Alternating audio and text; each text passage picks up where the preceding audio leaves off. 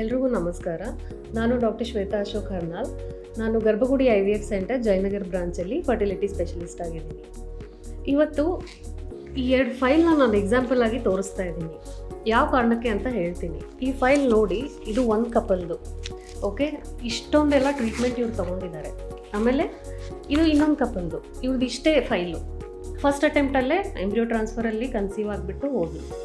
ನಾನು ಇದನ್ನು ಎರಡನ್ನ ಏನಕ್ಕೆ ತೋರಿಸ್ತಾ ಇದ್ದೀನಿ ಅಂದರೆ, ತುಂಬ ಕಪಲ್ಸ್ ನಮ್ಮ ಹತ್ರ ಬರ್ತಾರೆ, ಮ್ಯಾಮ್ ಅವ್ರಿಗೆ ಫಸ್ಟ್ ಅಟೆಂಪ್ಟಲ್ಲೇ ಆಗೋಯ್ತು, ನನಗೆ ಯಾಕೆ ಆಗ್ತಾ ಇಲ್ಲ, ಅಥವಾ ನನ್ನ ಫ್ರೆಂಡ್ಸ್ ಅಲ್ಲಿ ತೋರಿಸ್ಕೋತಾ ಇದ್ದಾರೆ, ಅಲ್ಲಿ ಅವ್ರಿಗೆ ಪಾಸಿಟಿವ್ ಬಂದರೆ ನಾನು ಟ್ರೀಟ್ಮೆಂಟ್ಗೆ ಹೋಗ್ತೀನಿ.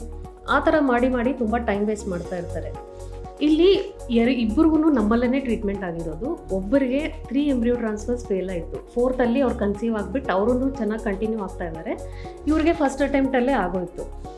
ಇಲ್ಲಿ ಏನು ಇಂಪಾರ್ಟೆಂಟ್ ನಾವು ಅರ್ಥ ಮಾಡ್ಕೋಬೇಕಂದ್ರೆ, ಯಾವುದೇ ಒಂದು ಕಪಲ್ ನಾವು ತಗೊಂಡಾಗ ಪ್ರಾಬ್ಲಮ್ಸ್ ಅವ್ರಿಗೆ ಎಲ್ಲರಿಗೂ ಒಂದೇ ಥರ ಇರಲ್ಲ. ಕೆಲವೊಬ್ಬರಿಗೆ ತುಂಬ ಸಿಂಪಲ್ ಪ್ರಾಬ್ಲಮ್ಸ್ ಇರುತ್ತೆ, ಟ್ಯೂಬ್ಸ್ ಬ್ಲಾಕ್ ಇರುತ್ತೆ ಅಂದ್ಕೊಳ್ಳಿ. ಅವ್ರಿಗೆ IVF ಮಾಡಿದಾಗ ಅವರಿಗೆ ಇಮಿಡಿಯೇಟ್ಲಿ ಫಸ್ಟ್ ಸೈಕಲಲ್ಲೇ ಯೂಶಲಿ ಕನ್ಸೀವ್ ಆಗಿಬಿಡ್ತಾರೆ. ಬಟ್ ಕೆಲವೊಬ್ಬರಿಗೆ ಮಲ್ಟಿಪಲ್ ಲೆವೆಲ್ಸ್ ಆಫ್ ಇನ್ವೆಸ್ಟಿಗೇಷನ್ಸ್ ಬೇಕಾಗುತ್ತೆ. ಫಾರ್ ಎಕ್ಸಾಂಪಲ್, ಇವ್ರಿಗೆ ನಾವು ಫಸ್ಟ್ ಅಟೆಂಪ್ಟ್ ಫೇಲ್ ಆದಾಗ ನಾವು ಸ್ವಲ್ಪ ಅಡಿಷ್ನಲ್ ಟೆಸ್ಟಿಂಗ್ ಮಾಡಿದ್ವಿ. ಆಮೇಲೆ ಮತ್ತೆ ಇನ್ನೊಂದು ಟ್ರಾನ್ಸ್ಫರ್ ಮಾಡಿದ್ವಿ, ಅದೂ ಫೇಲ್ ಆಯಿತು. ಅದಾದಮೇಲೆ ನಾವು ನೆಕ್ಸ್ಟ್ ಲೆವೆಲ್ನ ಇನ್ವೆಸ್ಟಿಗೇಷನ್ಸ್ ಮಾಡಿದ್ವಿ. ಅದರಲ್ಲಿ ಅವ್ರಿಗೆ ಕೆಲವೊಂದು ಪ್ರಾಬ್ಲಮ್ಸ್ ಕಂಡು ಬಂತು. ಆ ಎಲ್ಲ ಪ್ರಾಬ್ಲಮ್ಸ್ನ ನಾವು ಕರೆಕ್ಟ್ ಮಾಡಿದಾಗ ಅವ್ರಿಗೆ 4th ಸೈಕಲ್ ಅದರಲ್ಲಿ ಕನ್ಸೀವ್ ಆಗಿ ಇವಾಗ ಚೆನ್ನಾಗಿ ಕಂಟಿನ್ಯೂ ಮಾಡ್ತಾ ಇದ್ದಾರೆ. ಸೊ ಯಾರಾದರೂ ಈ ಥರ ನಮ್ಮ ಫ್ರೆಂಡ್ಸ್ ರಿಸಲ್ಟ್ ನೋಡ್ಕೊಳ್ಳೋಣ, ಆಮೇಲೆ ಹೋಗೋಣ, ಅಥವಾ ಇನ್ನೊಂದು ಸ್ವಲ್ಪ ವೇಟ್ ಮಾಡೋಣ, ನೋಡೋಣ ಎಲ್ಲಿ ನಮಗೆ ಸಕ್ಸಸ್ ಸಿಗೋ ಚಾನ್ಸಸ್ ಜಾಸ್ತಿ ಇರುತ್ತೆ, ಅಥವಾ ಒಂದು ಟೈಮ್ ನಮಗೆ ಫೇಲ್ ಆಗಿಬಿಡ್ತಾ ಇನ್ಮೇಲೆ ನಮಗೆ ಪ್ರೆಗ್ನೆನ್ಸಿನೇ ಆಗಲ್ಲ, ಈ ಥರ ತುಂಬ ಜನ ಯೋಚನೆ ಮಾಡ್ತಾ ಇರ್ತಾರೆ. ನಾವು IVF ಅಲ್ಲಿ ಯಾವಾಗಲೂ ಸಕ್ಸಸ್ ರೇಟ್ 100% ಇರೋದಿಲ್ಲ.